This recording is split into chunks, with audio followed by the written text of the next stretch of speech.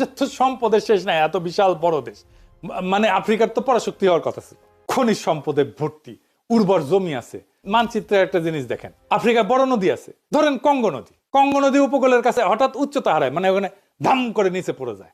আমাদের যেমন কর্ণফুলী নদী সমুদ্রের সাথে মিলছে না, আরামসে মিসিসিপি যায় সমুদ্রের সাথে মিলছে আরামসে। আফ্রিকার নদীগুলো তা না, ধপাস করে যায় সমুদ্রে পড়ে, জলপ্রপাত হয়ে পড়ে। মানে ভিতর থেকে সরাসরি সমুদ্রে নৌপথ তৈরি করা যায় না। নদী আছে কিন্তু নদী নামবো না পুরোটা। আর উপকূল রেখার তুলনামূলকভাবে মসৃণ, কিন্তু দেখেন দেখতে সুন্দর লাগে। কিন্তু ওই জন্য ওইখানে গভীর প্রাকৃতিক বন্দর আর করা যায় না, হয় না, নাই। আভ্যন্তরীণ অঞ্চল থেকে বৈশ্বিক বাণিজ্যে যুক্ত হওয়া কঠিন।